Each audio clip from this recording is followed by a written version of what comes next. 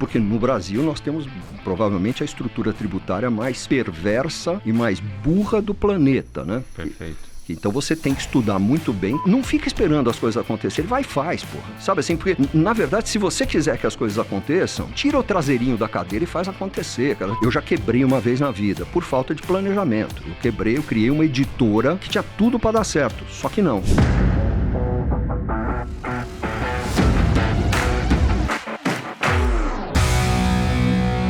Bem-vindos ao Papo de Gestão, podcast aqui do G4 Podcasts, onde a gente traz fundadores, donos de empresas, C-levels e muita gente que está construindo o Brasil e tendo impacto verdadeiro aqui no Brasil, para te ajudar a fazer com que a tua trajetória seja um pouquinho mais simples e mais fácil. E hoje eu tenho o prazer de trazer ele, o homem do franchising. Ele que trouxe esse termo de franquias aqui para o Brasil. Quando a galera estava começando a entender o que era franchising, ele já tinha escrito os principais manuais das principais franquias aqui do Brasil. Marcelo Scherto, muito bem-vindo, meu querido. Prazer tê-lo de novo. É um prazer imenso estar aqui com você, como sempre, cara. Boa. E hoje, né, galera, já aproveita, segue a gente aí no Spotify, segue a gente aí no canal do YouTube, compartilhe e dá um like para a gente fazer esse podcast aqui continuar sempre no topo dos podcasts aqui do Brasil. Marcelo, hoje é dia da gente falar de franquias, modelo de franquia, da onde surgiu, o que faz, o que não faz, o que dá certo, o que não deu certo e trazer isso daqui para o nosso espectador. Mas antes da gente começar a falar de franquias, como que você viu essa oportunidade de franquias lá em 1986? Por um caminho muito tortuoso. Eu, na verdade, vi antes, né? Porque algumas pessoas sabem, eu sou advogado de formação. Eu sou de uma família de advogados. Né? Eu sou, acho que a 6ª geração. Então, aquela coisa de avô, bisavô, tataravô, etc, etc. Todo mundo advogado. Alguns em Portugal, outros já no Brasil, etc. Mas eu acabei, quando chegou a hora de fazer faculdade, eu fiz direito, porque meio assim, eu costumo dizer que na minha família não era vocação ser advogado, era karma. Você ia virar, nasceu mais um advogado, pronto, era aquela coisa ali, né? Mas a minha paixão não estava aí, eu realmente fui fazer porque talvez por comodismo, era mais fácil, já tinha um encaminhamento possível. A minha paixão, desde que eu descobri esse negócio, era uma coisa chamada marketing. Naquela altura nem chamava, não se falava muito em marketing, se falava muito mais em propaganda, né? Essa branding não existia, essa palavra não existia. Algumas palavras, é muito engraçado, né? Eu tive agora recentemente na festa de comemoração dos 25 anos da Endeavor. Né? E eu estou na Endeavor desde a primeira semana que ela se estabeleceu no Brasil, né? Fui dos primeiros mentores convidados pela Marília Roca. Quando a Endeavor foi implantada no Brasil, 25 anos atrás, a palavra empreendedorismo não aparecia nos dicionários. Não existia. Alguém levou um dicionário do Aurélio lá de mais de 25 anos atrás, a palavra empreendedorismo não existe. Então, muitas palavras que para nós hoje estão no dia a dia, elas não existiam, ou existiam outras, né? Assim, marketing não existia, ou marketing em si, sim, mas provavelmente se chamava tino comercial, qualquer coisa do gênero, né? Mas desde que eu descobri uma coisa chamada publicidade, propaganda, marketing, etc., eu me apaixonei por isso, mas como hobby, e eu lia tudo que me caía na mão, E um belo dia me caiu na mão um texto, que eu acho que é do Theodore Levitt, falando de nicho de mercado. E eu raciocinei o seguinte, eu preciso encontrar o meu nicho de mercado, porque senão eu vou ser mais um advogado num tsunami de advogados, né? Para você ter uma ideia, a minha OAB, que é o meu registro na Ordem dos Advogados, do estado de São Paulo, é número 52 mil e alguma coisa. Quer dizer, antes de mim já tinha mais de 52 mil advogados no estado de São Paulo, fora outros estados. Sim. Hoje deve estar em número 600 mil, 800 mil, sei lá quanto. Né? Eu não tenho nem noção de quantos advogados existem no Brasil. E eu tinha horror da ideia de ser mais um.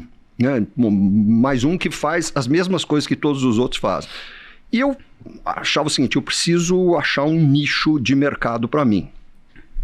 Feito isso, um belo dia, eu, por influência do meu irmão mais velho, pedi transferência. Eu estudava na faculdade de Direito em Santos, eu sou santista, né? E eu vim fazer o 3º ano da faculdade em São Paulo. Eu não aguentei São Paulo, voltei para fazer o 4º e 5º lá. Mas o 3º ano eu fiz aqui. E nesse período em que eu morei aqui, estudei em São Paulo, eu acabei conseguindo um estágio num escritório de advocacia, que hoje é um desses mega monstros com 1.000 advogados, 15 andares, coisa e tal, mas que naquela altura era um escritório com meia dúzia de advogados, 2 estagiários, dos quais eu era um, e aquela meia dúzia de advogados, você tinha uma convivência muito grande dos estagiários com os advogados. Legal. Né? E todos eles, acho que tinha uma exceção, os outros todos tinham feito mestrado nos Estados Unidos, em Direito. E o ambiente que você frequenta é determinante na sua vida, né? Eu tenho certeza de que você precisa tomar muito cuidado com as suas companhias, com os lugares que você frequenta, o ambiente onde você vive, porque isso vai ser determinante para o que vai acontecer com você no futuro, né? E esses caras acabaram me contaminando, me pondo na cabeça a ideia de que eu também tinha que fazer mestrado nos Estados Unidos. Então, quando eu estava no 3º ano, eu comecei a ver como é que faz, o que faz. Isso é, inclusive, quando voltei para Santos para fazer o 4º e o 5º, voltei com uma missão, eu preciso melhorar meu histórico escolar, eu preciso ter notas melhores. Então, já tinha um objetivo traçado, que era ir fazer mestrado nos Estados Unidos. E eu fui para lá, conseguir uma bolsa de estudos para ir para a Universidade de Nova York, a NYU. Eu sou mestre em Direito pela Universidade de Nova York, grande coisa, né? Com isso e mais R$100, você entra em qualquer cinema de São Paulo, cara. Assim, vale quase nada, mas pô, eu tenho esse título. E quando eu cheguei em Nova York, eu fui para lá com essa visão que eu preciso achar um nicho, eu preciso encontrar um nicho para mim. Eu preciso achar um nicho, mesmo que ele seja pequeno, onde eu seja o número 1. Por que eu precisava disso? Não sei, alguma coisa dentro de mim dizia, você tem que ser número 1 em alguma coisa. Tem que ser. E lá eu caí sem querer num curso que falava de contratos atípicos do direito anglo-saxão, qualquer coisa desse tipo aí. E o professor, que era o responsável pelo curso, era um dos poucos especialistas em franchising naquela época nos Estados Unidos, porque eu estou falando 1977, 78, que foi quando eu estive lá. Foi nesse biênio que eu fiz o curso. Mesmo lá, a franquia era uma coisa... Bom, já existia, mas não tinha a força que tem hoje. Então, você não tinha escritórios de advocacia e advogados especializados. Você tinha meia dúzia de gatos pingados, e esse cara era um dos gatos pingados, né? E ele passou boa parte do curso falando de franquia. Então, primeira coisa, caiu a ficha, eu falei, pô, por isso, desse jeito é que o Burger King, McDonald's, não sei o que, conseguem ter tantas unidades aqui em volta do campus, quer dizer, cada unidade tem um dono. Pô, que coisa bem legal isso aí. Segundo, eu vou ser o primeiro advogado do Brasil especializado nisso. E eu voltei para o Brasil determinado a ser o primeiro advogado especializado em franquia deste país. Era o meu nicho. Só tinha um pequeno detalhe no qual eu não pensei. Não tinha franquia no Brasil. Praticamente não tinha. Quer dizer, eu tinha uma ideia ótima e não tinha cliente, né? Assim, então, eu peguei e resolvi aproveitar a minha paixão, que era propaganda, publicidade, marketing, etc, etc. E eu comecei a juntar a advocacia com isso. Então, eu acabei virando advogado de uma série de empresas que tinham muitos contratos de publicidade, contrato de patrocínio, contrato disso, contrato daquilo. Acabei virando advogado do Play Center. E como advogado do Play Center, fui colocado como diretor jurídico da Associação Brasileira de Anunciantes. Diretor jurídico. Eu era advogado até ali. Na diretoria, junto comigo, estava o Gregory Ryan, que era o presidente do McDonald's aqui no Brasil, estava o Marcos Cobra, que era professor de marketing da GV, estava um bando de gente desse tipo. E um belo dia, o Cobra me procura e diz assim, Chertoff, eu fui contratado pela McGraw-Hill, editora, para criar a primeira coleção de livros de brasileiros para brasileiros sobre marketing. Livros de marketing de brasileiros para... Porque até então você tinha livros de marketing americanos, ingleses, traduzidos. Pouquíssimos, mas e o que tinha era traduzido. Você não tinha, acho que um livro do próprio Cobra e nada mais. Ele falou, então, eu já conversei com o Nizam, eu já conversei com não sei quem, então cada um vai escrever sobre uma coisa. E de você eu queria o seguinte, eu queria um livro sobre os aspectos jurídicos do marketing. Você é capaz de escrever? Pô, eu não sei se eu sou, mas sou, né? Me viro. Tem uma oportunidade, você pega. Depois você vê como é que você vai resolver, né? Primeira coisa, promete. Primeiro sim. Depois corre atrás. Vou fazer. Ele disse, então, só que nem eu, nem o Milton Mira, que era o diretor da McGraw no Brasil, né? McGraw Hill, nenhum de nós sabe se você sabe escrever ou não sabe escrever. Uma coisa é escrever uma petição, uma coisa é escrever um contrato, outra coisa é escrever um livro. Então faz o seguinte, escolhe um dos capítulos do livro e escreve e manda para a gente analisar. E eu escrevi os aspectos jurídicos do franchise, já que eu tinha que escrever o livro sobre os aspectos jurídicos do marketing, eu escolhi os aspectos jurídicos do franchise. Mandei para eles, me chamaram para um almoço, uma coisa bem formal, coisa e tal. Mas, olha, Scherto, gostamos muito do seu texto, é isso mesmo, a pegada do livro está correta, essa linguagem que você tem que usar, pode escrever o resto do livro sobre os aspectos jurídicos do marketing. Falei, não, eu vou escrever o resto do livro sobre franchising, né?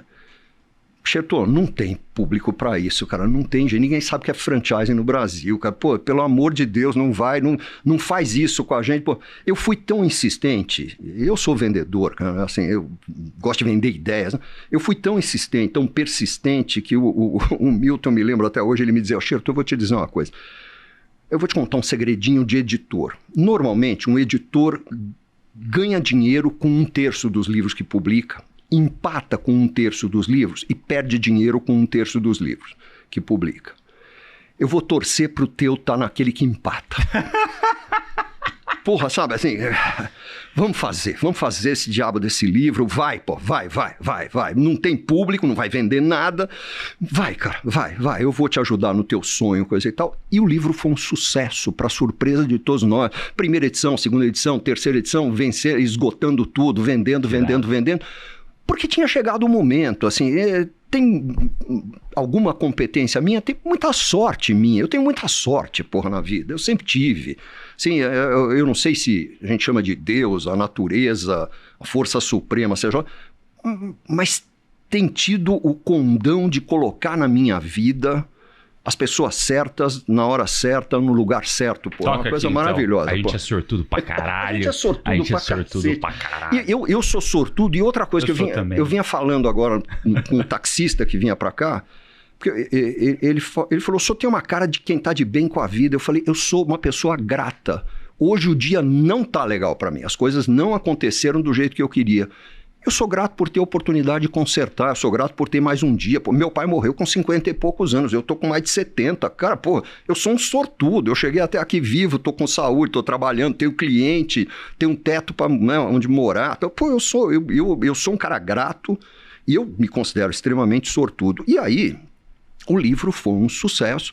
E a partir daí as coisas foram aparecendo. Para escrever o livro eu precisava de dados. Eu fui entrevistar os poucos franqueadores que eu consegui atingir no Brasil. O Miguel Kriegsner, fundador do Boticário, o Ricardo Young, que era o presidente do IASG. Eu fui conversar com vários desses caras e depois, com eles, eu acabei convencendo eles a gente montar a Associação Brasileira de Franchising, que não existia. Porque, na verdade, eu fiz um plano junto com um cara que na época era meu sócio, nós resolvemos fazer um plano para implantar o franchising no Brasil. Aquilo que eu chamei de um plano estratégico, a ignorância é um bem, cara. Eu não sabia que aquilo não era um plano estratégico, e então que se dane. Eu fiz uma lista de coisas que nós tínhamos que fazer para criar o franchising no Brasil, né? Para trazer o franchising para cá. E por ignorância, como eu não sabia que aquilo não era um plano estratégico, eu fiz a lista e saí atrás de fazer as coisas. Então eu esqueci de dizer como ia fazer, quais eram os recursos, em quanto tempo, quem era responsável pelo quê. É nós, vamos lá. Então era lançar o livro, era criar cursos e seminários, era criar associação, era fazer a primeira feira de franquia, era convencer um jornal de grande circulação a criar uma coluna semanal sobre franchising, convencer uma grande universidade a criar a cadeira do franchising. E assim foi, a gente convenceu a Folha a criar a coluna, a gente convenceu a GV a criar a matéria. Pô, a GV criou a matéria, agora precisa de alguém para dar aula. Quem? Eu? Óbvio, então eu virei professor da GV, coisa e tal. Então, assim, eu acho que você... Isso talvez para quem está nos assistindo aí, que é empreendedor, tá no começo de empresa... Assim, não fica esperando as coisas acontecerem, vai e faz, porra. Sabe assim, porque, na verdade, se você quiser que as coisas aconteçam, tira o traseirinho da cadeira e faz acontecer, cara. Não é sempre fácil. Se fosse fácil, tem coisa que eu olho para trás e falo assim, se eu soubesse o quanto ia ser difícil, eu não teria nem começado. Perfeito. Mas o fato é que eu comecei, fui e fiz, né? Eu me lembro a primeira vez que eu fui à GV, fui conversar com... depois deputado Marco Sintra, coisa e tal, né, que era o diretor da GV aqui em São Paulo, e eu me lembro, a primeira vez, eu só consegui chegar nele e passar as barreiras de secretárias, porque eu me apresentei como vice-presidente da Associação Brasileira de Franchise. Eu tinha um cartãozinho da associação, eu usei aquilo ali, né, para chegar nele. Mas eu fui recebido de pé na porta da sala. Tinha uma reunião correndo dentro da sala, ele não me deixou nem entrar, ele me convidou para entrar. Falou, pois não, como é que eu posso ajudá-lo? Eu vim aqui em nome da associação para dizer ao senhor que seria muito interessante criar a cadeira de franquia, coisa e tal. Ele, para se livrar de mim, falou o seguinte, existe um livro-texto em português que a gente possa adotar? Sim, senhor. Só que não tinha, o livro ainda não tinha sido lançado. Não era o teu livro? Então, era o meu livro, mas ele ainda não existia nessa altura. Quando eu fui falar com ele, o livro saiu um ano depois. Entendi. E aí, quando eu fui lá, eu falei, não tem o livro. Ele falou, então, quando tiver um livro, volta aqui e a gente conversa. Foi um jeito dele se livrar de mim. Um ano depois eu voltei lá com o livro. Eu falei, agora tem um livro. Essa vez ele já me deixou entrar na sala, coisa e tal. Me sentou num sofazinho e tinha uma reunião correndo numa mesa aqui atrás, né, com outras pessoas que continuaram conversando, enquanto ele me atendia educadamente, mas muito rapidamente. Coisa e tal, eu dei o meu livro para ele, autografei, e ele certamente, quando eu saí, largou em cima da mesinha de centro ali, para uma secretária pegar aquilo e guardar, sabe Deus onde, né? Um dos caras que estava na mesa, quando levantou e viu aquele livro, falou, franchising, que assunto interessante, cara. Isso, sabe que eu acho que um dia a gente podia criar uma carreira sobre isso. O rapaz que veio aqui trazer esse livro, que é o autor do livro, ele até veio para tentar me convencer disso, mas eu não sei se é o momento. O cara falou, posso ficar com o livro? E o Marco Sintra falou, pode.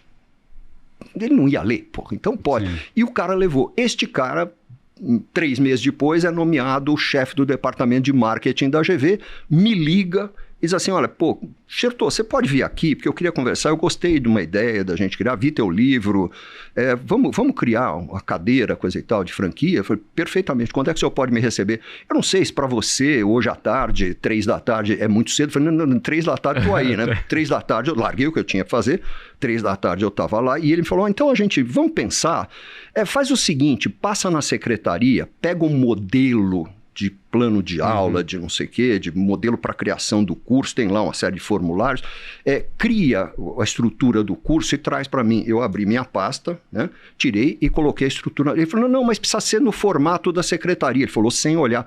Eu falei, está no formato da secretaria, eu já passei lá, um ano atrás eu passei lá, eu peguei, eu já tenho o curso montado, eu já sei quem vai, os palestrantes que eu vou convidar, eu já tenho tudo montado. E quem pode dar aula? Eu falei, eu. Mas precisa ter título de mestre, eu tenho de Nova York, serve? Serve. Pronto, perfeito. E aí eu fui, virei professor. Mas assim, nada caiu do céu, mas também nada foi uma dificuldade absurda, assim, para quem estava afim de trabalhar, para quem estava afim de tirar o traseirinho da cadeira e fazer acontecer. Então foi muito divertido isso. Acho que acima de tudo, a cada passo eu me diverti, em alguns eu me angustiei, tinha dia que você chegava em casa querendo dar um tiro na cabeça.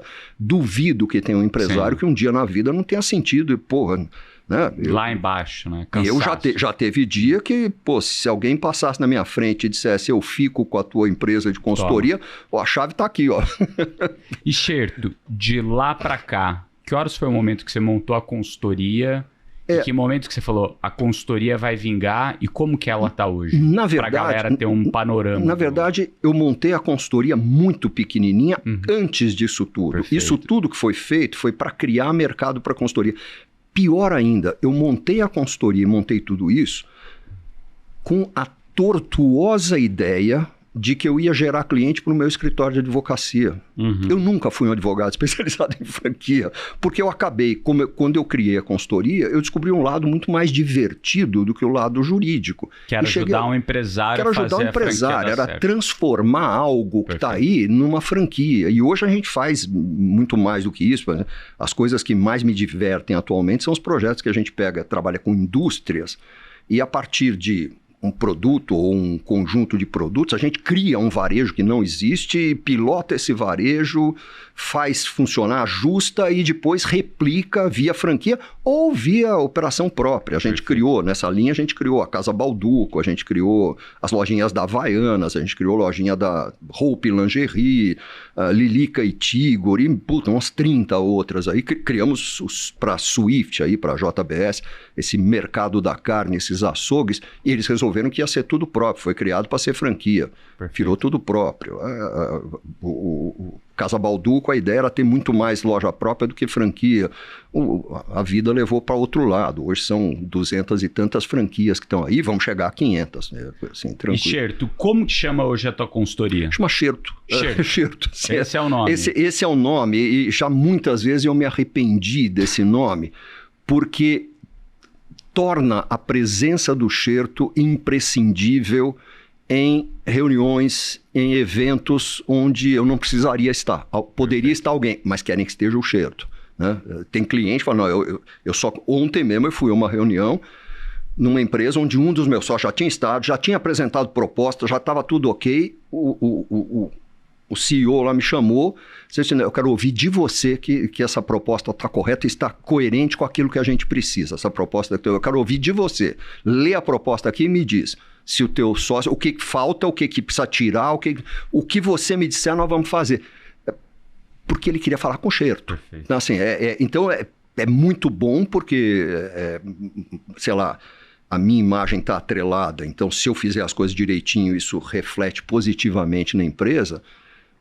Mas eu amanhã posso morrer, posso ficar incapacitado, posso me aposentar, pode, assim, e aí a empresa vai sofrer. Então, acho que hoje em dia eu pensaria 2 vezes antes de pôr meu nome, mas como ao mesmo tempo eu era o professor da GV, eu assinava a coluna no seu, eu era o autor dos livros, obviamente isso tudo ajudou a alavancar. Eu era o vice-presidente da associação, isso tudo ajudou a alavancar. A consultoria hoje, você falou que vocês ajudam, então, as empresas a entenderem qual o melhor modelo de negócio para elas expandirem. Exatamente, porque assim, a gente não é refém do modelo de franquia. Quer dizer, então não é só mais franquia hoje, não, já faz tempo. Já faz muito tempo.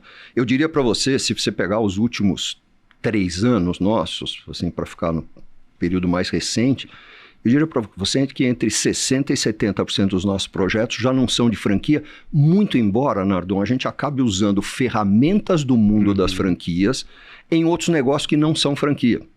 Por exemplo, nós estamos manualizando o canteiro de obras de uma grande empresa de infraestrutura, de obras de infraestrutura, porque eles têm um monte de canteiros de obras, todos próprios, óbvio, mas eles sentiram que cada um funciona de um jeito. Perfeito. Cada uma empresa per se, né?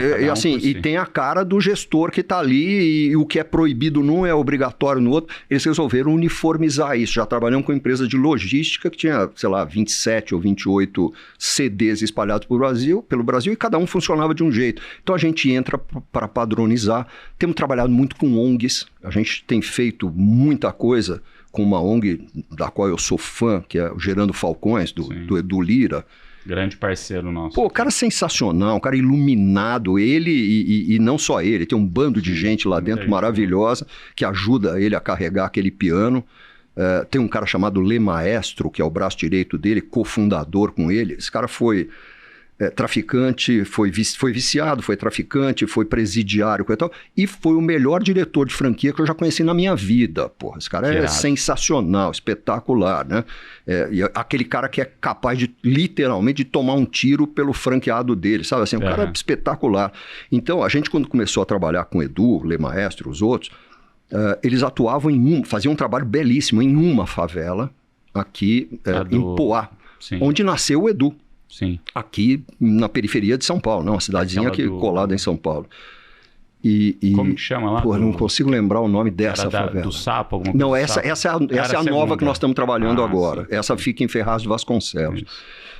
Mas a gente, quando começou a trabalhar, ele fazia um trabalho belíssimo, mas numa única favela. Atingia as 1.800, não sei quantas pessoas que moravam lá dentro, mas eram 1.850 famílias que moravam ali dentro, mas era aquilo ali, acabou ali.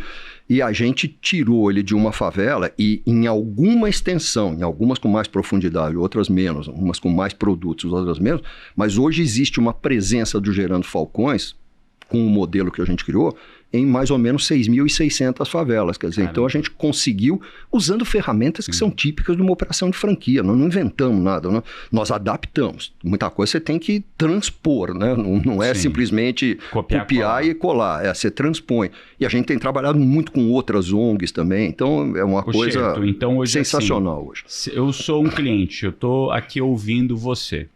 Daí eu chego para você e falo, Xerto, como você pode ajudar a minha empresa? Você conseguir resumir eu diria o seguinte, que você pode ajudar uma empresa? Se houver um caminho para você crescer através de pontos de interação físicos, ou crescer ou reorganizar para tirar mais valor daquilo que você já tem, aí é conosco. Então, expansão, padronização e através de pontos de venda ou pontos de interação físicos. Se você quiser criar um e-commerce, vai conversar com a Vetex. Não é com a gente. Liga para o Alfredo, liga para o Mariano, é com ele, não é com a gente. Assim, nosso negócio não é o online, nosso negócio é físico. Até porque eu estou convencido de que o mundo físico e o digital precisam conviver. Eles dizem, um não exclui o outro, né? Os dois têm que conviver o tempo todo. Agora, quais os cuidados principais que uma empresa, na hora que ela está fazendo a expansão em pontos físicos, tem que tomar? Eu diria assim, é muito comum me fazerem a pergunta assim, o que é que costuma dar errado numa operação? Eu digo que o que costuma dar errado é gente. Perfeito. Então é você ter a equipe certa, e principalmente o gestor do negócio certo. Na maior parte dos casos onde a gente trabalhou e que foram um sucesso estrondoso, alguém foi destacado e disseram o seguinte, este é o teu negócio agora, fazer essa expansão física, criar essa rede de lojas, essa rede de escolas, essa rede de clínicas, seja lá o que for, isso é teu, esse produto é teu, carrega. Você é o dono. Você é aquilo que o Beto Sicupira chama do carregador de tocha. Né? O Beto usa muito essa simbologia, que é assim, tem aquela pira lá no alto da montanha, a tocha está aqui. Quem vai acender a pira, cara? Quem vai ser o carregador da tocha até lá? É você. No meio do caminho vai ter que atravessar rio com jacaré, vai ter que atravessar pântano, vai ter que subir montanha, vai encontrar vulcão em erupção. O diabo a quatro. Dane-se, você vai chegar lá e vai acender essa pira. Né? Assim, eu diria, então, primeira coisa, gente. Segundo, planejamento. O brasileiro tem o diabo da mania, e eu não sou exceção, cara. Eu já quebrei uma vez na vida, por falta de planejamento. Eu criei uma editora que tinha tudo para dar certo, só que não. Assim, eu quebrei lindamente e tive que, naquela altura, quebrar o porquinho, tirar todas as minhas reservas e pagar todo mundo, porque uma coisa que eu disse para minha mulher naquela altura foi o seguinte, eu sou criativo o suficiente, eu sou inteligente o suficiente, eu tenho um networking suficiente para me reerguer, desde que eu mantenha a credibilidade. Perfeito. Então, vamos preservar a credibilidade acima de tudo, depois a gente vê o resto. Eu falei, eu só não posso morrer nos próximos 3, 5 anos, porque senão você e as crianças vão ficar na miséria, porque assim, eu preciso de um tempo para reconstruir. Mas assim, então eu já quebrei por falta de planejamento. A gente tem muita mania de improvisar. Não, vamos ver como é. Não vamos ver como é que é. Planeja. E principalmente num país como o Brasil, no planejamento, incluir algo que a gente chama internamente lá de engenharia tributária. Nós temos uma área fortíssima em engenharia tributária, porque no Brasil nós temos provavelmente a estrutura tributária mais perversa e mais burra do planeta, né? Perfeito. Então você tem que estudar muito bem como é que você vai acertar. Para jogar com a regra debaixo do braço. Não, e assim, e para jogar de acordo com a regra. Sem quebrar, sem fugir da lei, porque hoje em dia está muito difícil escapar da lei. Sonegar hoje não é uma opção, já foi no passado, hoje não é. Então assim, é fazer tudo direitinho. Então eu diria para você, gente, planejamento e execução cuidadosa, que vai depender de gente, né? Vai depender daquelas pessoas que você escolheu. Mas execução cuidadosa. Sim, é você, inclusive, execução com inteligência suficiente para saber quando é o momento de se afastar do plano e quando é o momento de voltar para o plano. Porque assim, plano, você sabe disso tão bem quanto eu, pô. Assim, plano não é uma coisa que você faz e não muda, né? Porque se os fatores externos mudarem, você adapta o seu... Faz um plano de voo para decolar de Guarulhos para Heathrow, em Londres. Bom, de repente, no meio do caminho aparece uma tempestade. O que o comandante faz? Ele desvia. Ou ele vai para cima, ou ele vai para baixo, ou ele vai para o lado, mas ele não atravessa só porque o plano previa que ele ia atravessar aquilo ali. Ele não é imbecil. Então, plano é feito como direção e você precisa saber a hora certa de sair dele, a hora certa de voltar para ele. E eu diria que tem mais um fator que hoje em dia eu colocaria. Quando eu quebrei lá, que eu falei, não foi só falta de planejamento. A falta de planejamento decorreu da minha falta de humildade. Eu achava que eu era o grande bambambam da balachita, tudo que eu fazia tinha dado certo, aquilo ali também ia dar. Eu diria para você assim, hoje um componente muito importante que eu vejo é humildade. Humildade não significa servilismo, não significa sim senhor. Não, significa aprender com os outros. Humildade intelectual. Significa você... Eu tô indo daqui a alguns dias, com a minha idade, tô com 71, eu tô indo fazer um curso em Harvard.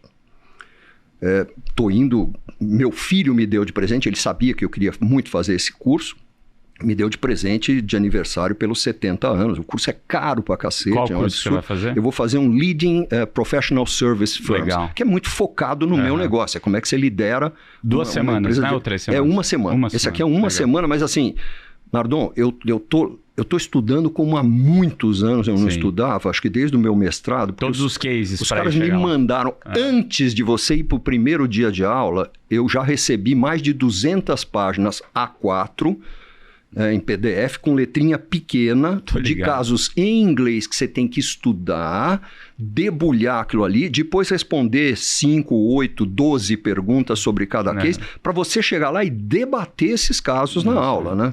A aula não é expositiva, é uma aula de interação. Então, se você não tiver estudado, nem vai para a aula porque você perdeu o curso, você jogou fora. Eu fiz o OPM lá.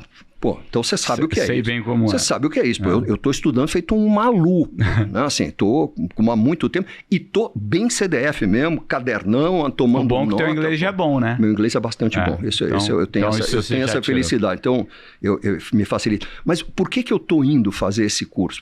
Tem gente, outro dia um amigo meu falou, porra, você com 71 anos, você vai ser o mais velho da turma. Eu falei, provavelmente. Eu sou mais velho nos podcasts, dificilmente você entrevistou alguém mais velho do que eu aqui. Eu sou mais velho nos conselhos dos quais eu participo, eu sou mais velho nas palestras, né, nas convenções, conferências, ou então eu não tenho nenhum problema com isso e eu estou convencido de que cachorro velho precisa aprender truque novo o tempo todo. Se quiser se manter relevante, cara, você tem que aprender, você tem que incorporar. Eu sou alguém analógico, eu não nasci com tecnologia diferente. Meu filho nasceu com um computador dentro de casa. Eu não nasci com um computador dentro de casa. Eu nasci, fiz aula de datilografia em máquina de escrever, que não era elétrica, aquela máquina de escrever mecânica. Então, né? Que você jogava pro lado e puxava de novo. Eu tive que... Quando não encalhava as teclas. O cara se encavalava. Encavalava. Não, assim, eu tive que me adaptar e eu tenho continuamente que evoluir e que me provocar. Então, eu tô, assim...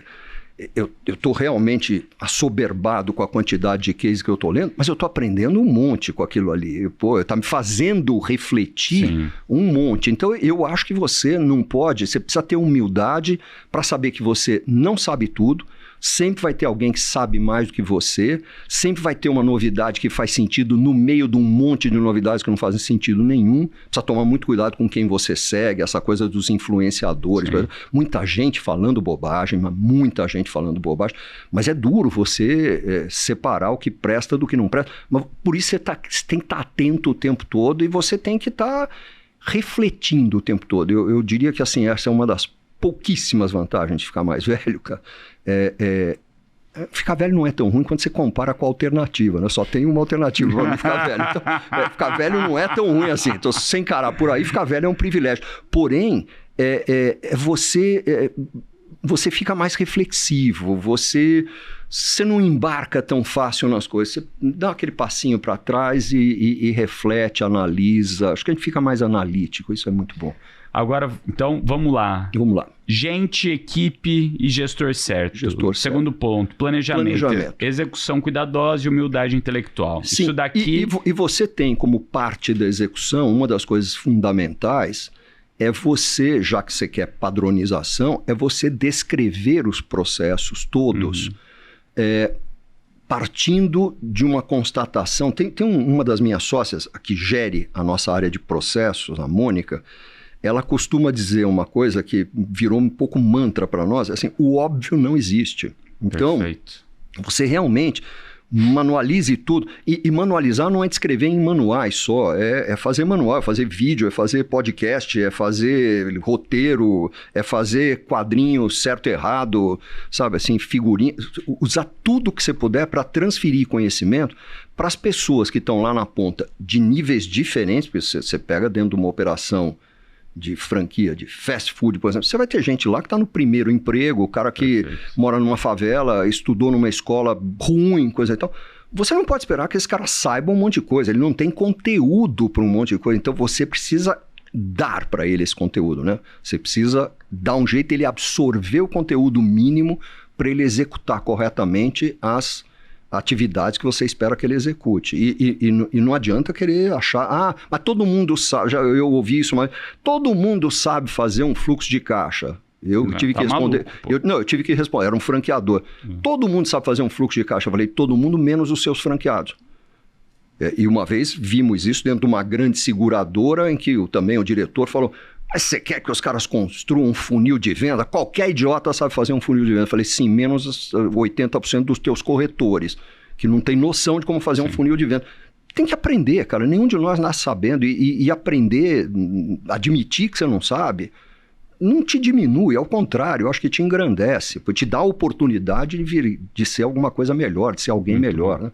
Cara, isso tem um case lá de Harvard que ele fala sobre isso. Como fazer pessoas ordinárias fazerem o extraordinário. É isso. Porque muitas vezes, eu parto sempre do pressuposto, Nardon, eu acredito nas pessoas de forma geral. Tem muito sacana no mundo? Tem sacana, mas eu diria que a vasta maioria das pessoas é do bem e quer fazer certo. Quando não faz é porque não sabe. Não sabe o que se espera. Não tem repertório para aquilo ali. Não tem recursos para fazer. Não estou me referindo a recursos financeiros. Isso daí não tem conhecimento, não tem sensibilidade. E não tem problema. Mas então, você como gestor, precisa dar um jeito de suprir. Exatamente. Isso. Se você quer um desempenho delas, se você quer um desempenho extraordinário de alguém que é ordinário, você precisa munir as pessoas de recursos para elas darem esse desempenho. Porque eu tenho certeza, a grande maioria quer dar. Com certeza, com certeza. E, Xerto, quando a gente fala de expansão e modelo de negócio, né? A gente ouve vários modelos de negócio diferentes, os próprios que você falou aqui atrás, né? Então, você foi lá na Causa Balduco, estudou junto com eles um modelo de expansão e eles resolveram fazer uma parte proprietária, pelo que eu entendi. Sim. Ou franquia. A gente, na verdade... Mas só um ponto. Tá. Mas vamos falar que eles resolveram ir por um modelo. Sim. Qual que tipicamente é o modelo de escolha do dono da empresa entre eu vou fazer um modelo de expansão própria, um modelo de franquia, um modelo de sócio-operador? Porque, por exemplo, a gente vê o Coco Bambu hoje, que tem um sócio-operador e funciona... Outback sócio-operador. E funciona muito bem. Nós temos usado muito o modelo de sócio-operador. Daí você vem no modelo de franquia, que é um modelo diferente. Você tem um modelo que, eu vou fazer expansão própria. O que se passa na cabeça do dono para escolher cada um desses modelos diferentes? É muito interessante, Nardon, porque eu estou pensando aqui num cliente nosso que usa esses três que você mencionou. Ele usa os três? Ele usa os três simultaneamente. A gente criou um sistema de orquestração disso, para essas coisas não baterem umas nas outras. Mas assim, depende muito do potencial daquele ponto de venda, daquele mercado, características do mercado, características do partner lá, do parceiro. Pô, o cara é do cacete, o cara é sensacional, o parceiro, e o mercado é bom. vou botar ele como sócio operador, cara. Vou deixar esse cara, vou ter ele como sócio. O mercado é pequenininho, é apertado, eu preciso que esse cara esteja no simples. Ele vai ser franqueado, porque como sócio operador ele não se enquadra no simples. Tô num mercado, é um mercadaço que só vai crescer, tem um potencial enorme, já tem um faturamento significativo. Operação própria. Por que eu vou dividir com os outros se eu estou conseguindo gerar um desempenho enorme naquilo ali e sei que vou continuar? Então, assim, eu diria que não existe propriamente ou isso, ou aquilo. É circunstancial, depende do momento, você usa o sistema, o formato que fizer mais sentido para aquela situação. Eu tenho, não é eu tenho vários clientes que usam mais de um. Já tem outros que dizem o seguinte: eu não quero ser sócio de nada, eu não quero operar varejo, eu vou ter uma lojinha piloto e o resto eu quero que seja operada por terceiros. São lojinhas menores que, se tiverem no simples, o pai tocando não sei o que, a mãe tocando não sei o que, o filho vão desempenhar loucamente. Eu preciso de conexões locais, então é o cara que conhece isso, conhece aquilo, conhece o gerente do shopping. Não quero que ele conheça o Zé Isaac Pérez. Eu quero que ele conheça quem é o gerente ali, quem é o cara que quebra o galho, quem é a secretária do fundo. Então, isso aí é franquia. Aí tem gente que usa a franquia de qualquer jeito. Tem outros, quando a gente montou os açougues da Swift aí para a JBS, aquilo nasceu para ser franquia. Os sócios, um belo dia, resolveram o seguinte: olha, capital não é problema para nós, não preciso de uma mão de obra especializadíssima, não preciso de nenhum gênio tocando um negócio, uma operação daquilo ali, que é autosserviço, coisa e tal, bem localizado, uma marca boa, aquilo tende a funcionar sem grande esforço.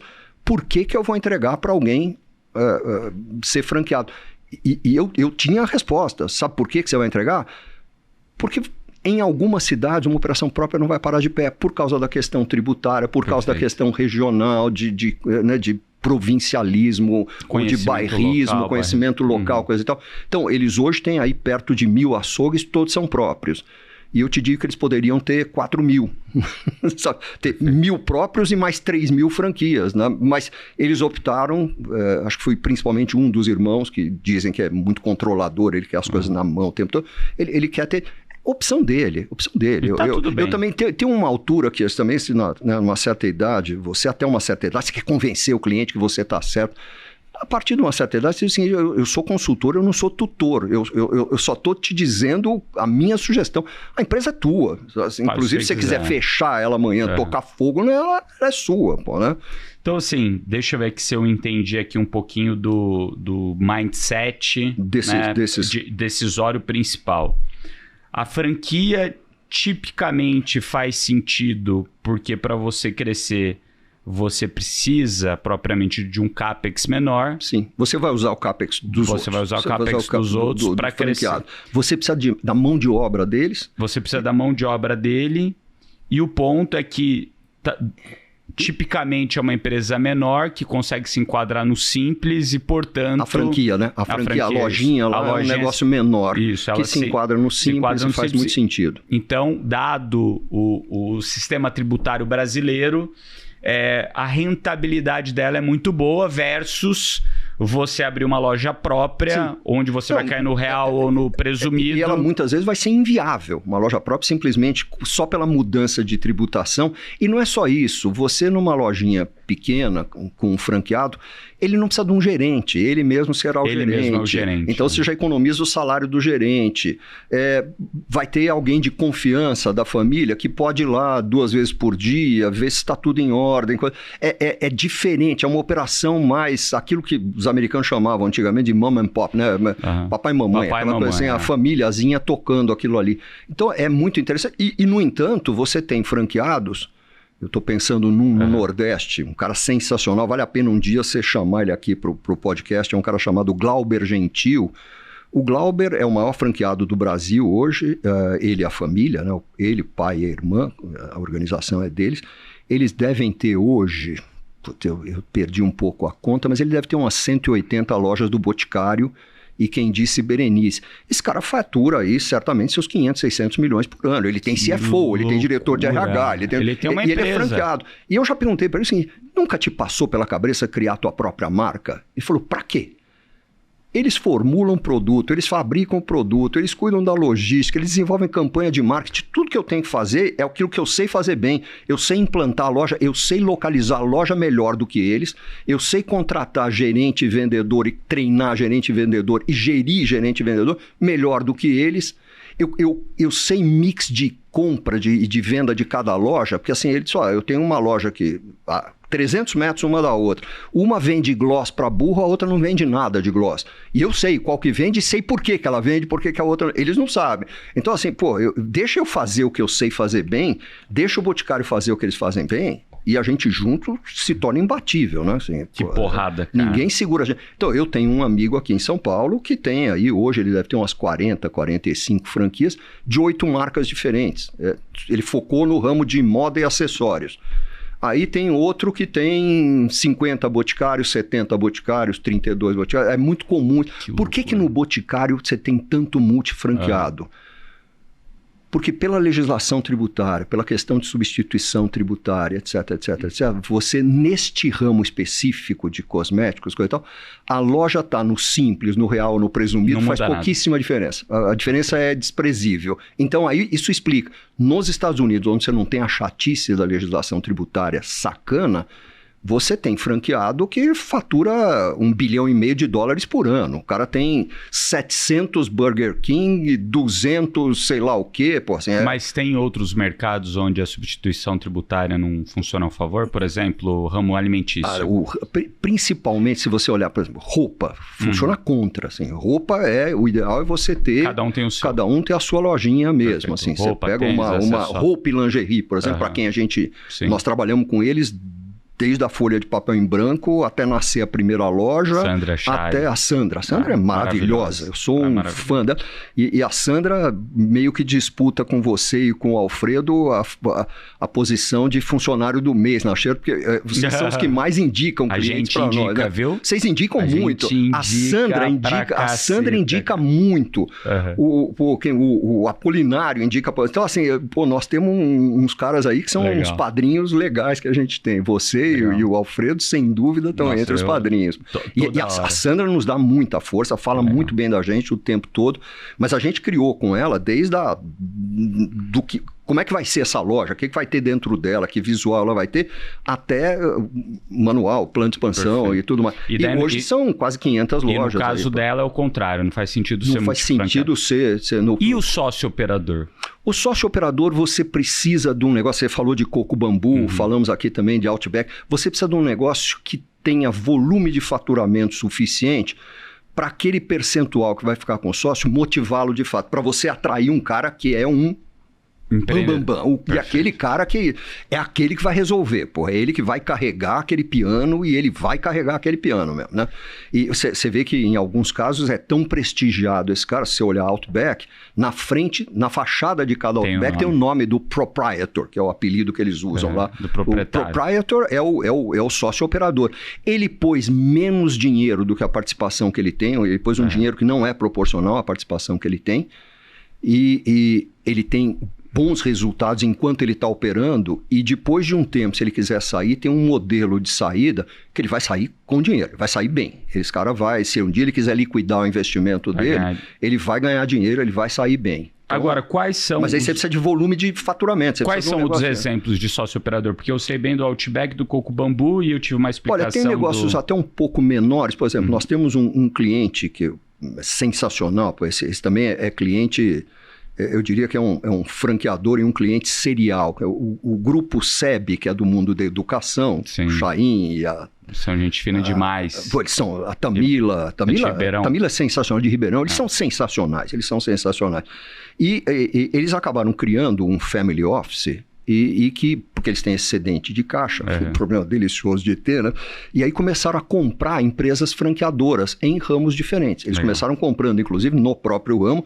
Nós trabalhamos com eles compraram uma marca local aqui chamada local não, eles compraram a Master Franquia, que é uma marca canadense. Eles compraram a Maple Bear Brasil, que tinha aqui um Master franqueado, que é um cara bom, mas assim, estranhamente, o negócio abria duas, fechava uma, abria uma, fechava duas, sabe aquela coisa assim? Andava de lado. Andava, né, passava ano, e aquele negócio não crescia. Chegou num tamanho X e não saía daquilo ali. O Chaim fez uma oferta interessante, o cara vendeu, o Chaim assumiu e aquilo ali fez... De repente, em 2 anos, a rede multiplicou por 3, por 4, por 5, foi um negócio, a tal ponto que chamou a atenção dos canadenses e ele foi convidado para ir ao Canadá, conversar com o CEO global, com o fundador, etc, etc. E foi lá e saiu dessa reunião com um percentual, 15%, 17%. Do negócio global. Né? E aí...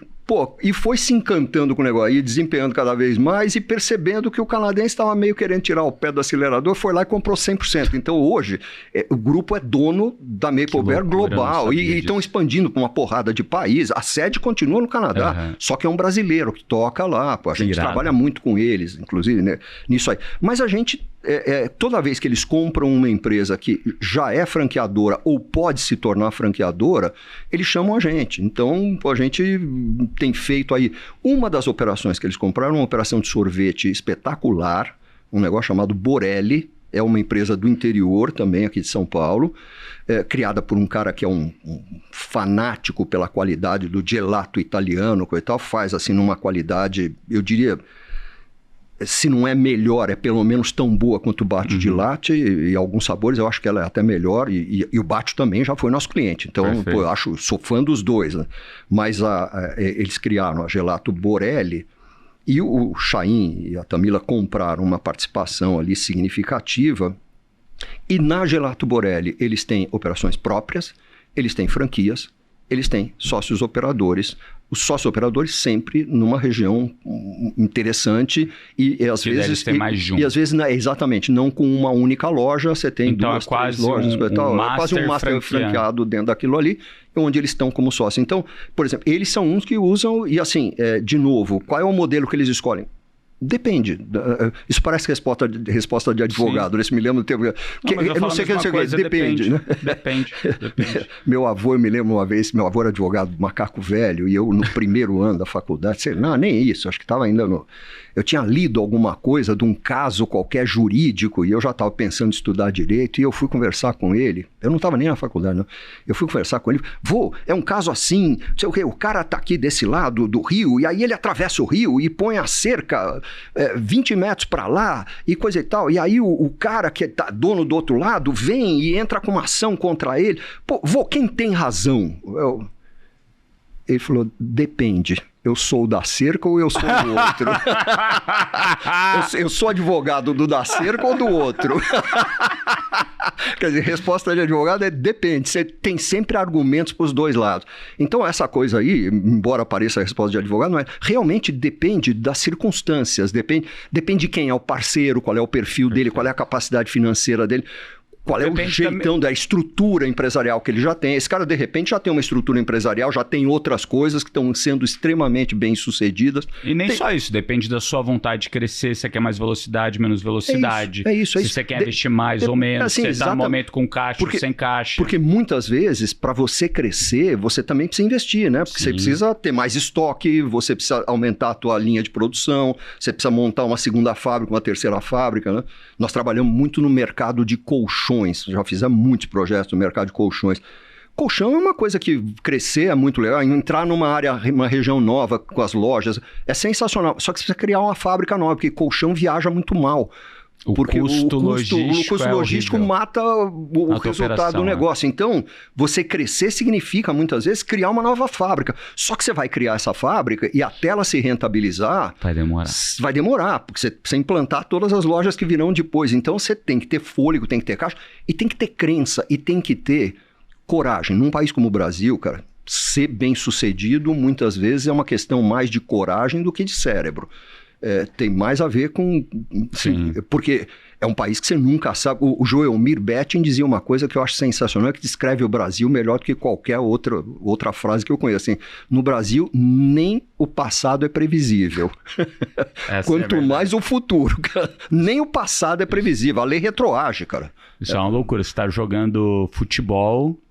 Daí, ou jogando futebol, de repente vira basquete, né? E vice-versa. Você tá jogando basquete com a bola na mão, de repente vira futebol. Vira futebol, você tá com a bola amarelo. na mão. Tomou amarelo. É isso. Não, e a gente que é empresário, pô. De novo, tem algumas vantagens em ficar velho, né? E uma delas é exatamente, eu já me assusto muito menos, Nardon, porque...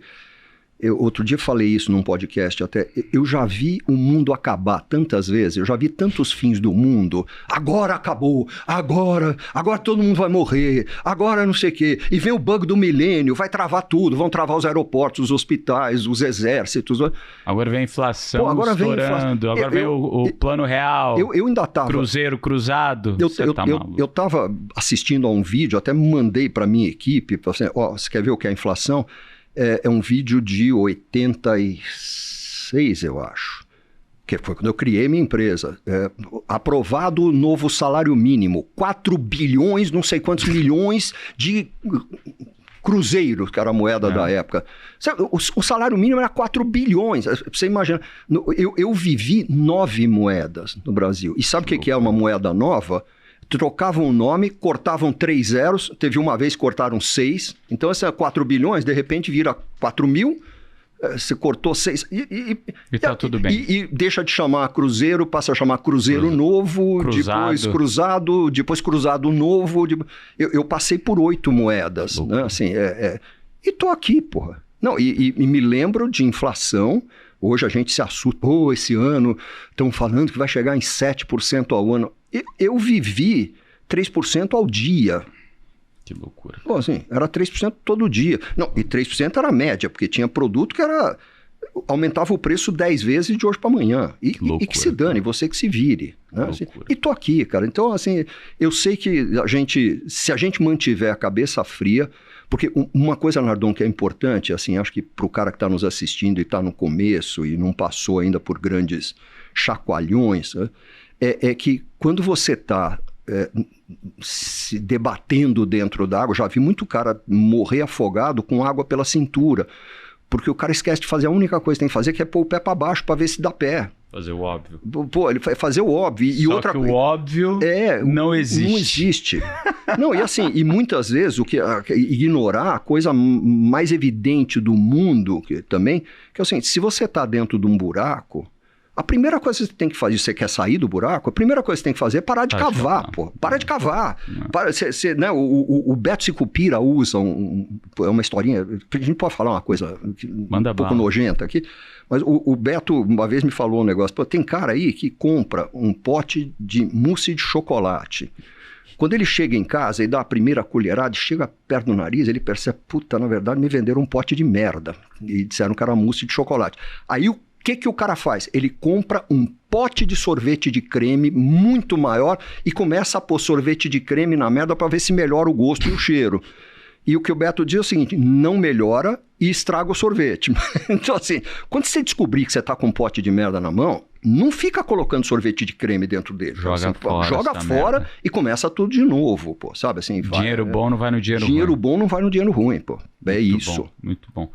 Galera, que aula que a gente está tendo aqui, quanta história boa. Ó, sempre tem um presente para vocês aqui durante meu podcast e esse não poderia ser diferente nesse papo de gestão. A gente está falando aqui sobre várias maneiras de fazer uma expansão inteligente. E nada melhor do que você testar essas coisas diferentes. Então, eu trouxe aqui para vocês um conteúdo gratuito para você tirar a ideia do teu papel e te ajudar a fazer um MVP, que é um produto mínimo viável para você testar as coisas. Começa pequeno e vai expandindo. Como fazer isso do jeito certo? Então, me manda lá no @bruno.nardon a palavra valida. VALIDA, valida. Só manda isso lá na minha DM que o robozinho da automatização aqui que tem no meu Instagram vai te mandar esse material gratuito para você baixar e aprender a como fazer um MVP do jeito certo. Xerto, eu gostaria de ficar mais uma hora aqui eu batendo também, papo. Pô, me chama outra vez, me chama porque depois. É muito bom esse bate-papo aqui com você, sempre histórias legais, sempre muitos aprendizados. Mas antes da gente terminar, eu queria fazer algumas perguntas aqui para você. Vamos lá. Me fala uma empresa que você admira muito. Uma empresa que eu admiro demais, Boticário. Admiro muito, muito, muito mesmo, assim, sensacional. E uma ONG que eu admiro muito, Gerando Falcões. Sensacional. Cara, eu trouxe o sócio do Crisger para vir para cá. O Arthur? O Arthur. O Arthur é um Gênio. Bom demais. Ele é bom demais. E assim, tá aí, é um cara que é humilde, é um cara que não tem arrogância, pé no chão. Uma loucura. Ele uma vez me disse uma coisa que acho que foi a coisa mais genial que eu ouvi. Eles estavam num projeto novo, estavam tentando algumas inovações, criando marcas novas. E teve um que ele me contou como ia ser. Eu falei, Arthur, eu posso te dar minha opinião? Pô, tem grande chance desse negócio dar errado, né? Ele falou, eu sei, tem. Mas o meu pessoal está aprendendo tanto, está desenvolvendo tanta tecnologia que a gente pode usar em outras coisas, que eu te diria o seguinte, no pior cenário aqui, nós vamos perder aí 5 milhões de reais. Essa empresa está em condições de gastar 5 milhões de reais para desenvolver tecnologias novas e para abrir caminhos novos. O cara ter grande, essa visão, não é mesquinho, pô. Ele sabe, aquilo ali não é despesa. É o custo de aprendizado. É o custo, aquilo é investimento, pô. É investimento, quer dizer, então ele é bom pra cacete, o Arthur. Bom. Além de ser um gentleman, assim, é dos primeiros caras a me ligar, ele não manda mensagem, ele liga no dia do aniversário, cara. Sim, é um cara, e assim, de uma humildade, uma simplicidade e, ao mesmo tempo, uma cabeça. Ele assim, cabeça. O papo com ele foi muito bom. E capacidade de execução, né? Eu tentei trazer o sócio dele, mas ele é muito low profile. O Miguel não quer aparecer não nada. Quer aparecer. O Miguel não quer, nada. O jeitão dele, o Miguel é... Eu conheço o Miguel bastante bem, tem uma admiração enorme. Não tem jeito. Não, você não vê a foto do Miguel em lugar nenhum, não tem ele nas redes sociais, você não vê ele ostentando no jatinho, não tem isso, não tem isso. Um livro que todo gestor deveria ler. Tem um livro que chama... Como é o nome dele, meu Deus do céu? É daquele... Tse. É o não sei o que, Happiness. Meu Deus do céu. É sobre a Amazon, sobre as Apps? Sobre as Apps. É Delivering Happiness. Esse livro, para mim, fundamental. Tony Ishii. E tem um outro livro que eu acho sensacional, porque para mim mudou a vida, que é um livro de um cara chamado Michael Gerber. Ele chama O Mito do Empreendedor Revisitado. É muito interessante. É sobre o quê? Exatamente, ele fala sobre empreendedorismo e como você transformar uma empresa. Ele usa uma historinha, é um consultor ajudando uma amiga que fabrica tortas em casa. E aí ela resolve crescer. E aí, à medida que ela vai crescendo, ela vai se distanciando daquilo que ela sabia fazer. Então, ele fala exatamente, esse é o mito do empreendedor. Você cria uma empresa para fazer aquilo que você gosta e depois de um tempo você descobre, se você não tomar cuidado, que 90% do seu tempo você está fazendo coisas que você não gosta e só 10% você está fazendo aquilo que você gosta, aquilo que você realmente é bom. Porque ele só existe, você tem outros papéis. Essa coisa o empreendedor vai fazer o que ele quer, do jeito que ele... Desde que você se estrutura. Então, uma das coisas que ele fala, eu ganhei esse livro de um amigo exatamente por causa disso, ele diz o seguinte, você deveria tratar qualquer negócio, independentemente do ramo, ou do tamanho que você quer que ele fiz, você deveria tratar qualquer negócio como se ele fosse a unidade piloto de uma rede de 1000 franquias que vai nascer. Porque isso te obriga a descrever processos, a manualizar, codificar as coisas, para que aquilo possa funcionar sem você estar ali. Para que você possa, linguagem dele em português se perde um pouco, porque diz assim, você tem que trabalhar on the business, não in the business. Então eu diria assim... No negócio... Você trabalhar o negócio e não trabalhar no negócio. É você pensar em como é que você vai levar ele para frente. É você sair do chato operacional, aquilo que não agrega nada, onde você não agrega valor. Pô. Tem gente que pode fazer tão bem quanto você, talvez até melhor, e você ficar naquilo que você realmente sabe fazer. O negócio. Você trabalhar o negócio e não no negócio. Então esse livrinho do Michael Gerber eu recomendo muito também. Crescer rápido ou crescer certo? Crescer certo. Expansão é sinônimo de? Felicidade e prosperidade, eu diria. Xerto, quer deixar uma mensagem aqui final para a turma? Eu quero. Eu costumo deixar uma mensagem que é basicamente a mesma em muitas situações, mas assim, não perca seu tempo, não gaste sua energia com coisas que você não pode controlar. Eu vejo um monte de empresários, executivos, amigos meus, que o cara perde mais tempo durante o dia discutindo se o Trump está certo, se o Musk está certo, se o que o Bolsonaro falou, o Bolsonaro fez, o Lula disse, o Alexandre de Moraes, não sei o quê. Você pode controlar alguma coisa disso? Você controla o que o Alexandre de Moraes diz ou fala? Você pode ter a sua opinião sobre ele e sobre o que ele faz. Tem a sua opinião. Tá? Não perca seu tempo, não gasta teu tempo, tua energia, teu foco para discutir isso. Pô, foca naquilo que você consegue controlar e aí dá o seu melhor. Cara. Porque é o único jeito de sobreviver a todos esses caras é se você fizer... Eu tô convencido, Nardon, que só tem duas coisas que salvam o Brasil, cara. Uma é o empreendedorismo, a outra é o senso de humor, cara. Então, pô, você preservando esses dois, cara, pô, faz isso. Cara. Muito bom. Xerto, que aula. Muito obrigado de novo por estar aqui com a gente. Tá aqui Como que a gente faz para te seguir? Olha, eu tô nas redes sociais aí, tanto a Xerto.consultoria, tá aí, Instagram. Xerto com CH. Xerto com CH. É como se fosse certo com H depois do C aí. Perfeito. Né? E eu, Marcelo Xerto, tudo junto. Marcelo também, CHERTO. Então tá certo. Tá tudo certo. Tá tudo certo. Boa, galera. Me sigam aí @bruno.nardon, aqui no Instagram, @G4 Podcasts, Spotify, YouTube. Me sigam também lá no meu canal no YouTube, @bruno.nardon. Tem muito vídeo legal lá da gente visitando a empresa, contando um pouquinho dos bastidores do G4, contando a minha trajetória do Ironman. E é isso aí. Dá um like. Compartilhem esse episódio com seus amigos. Beleza? Até a próxima, galera. Valeu! Falou!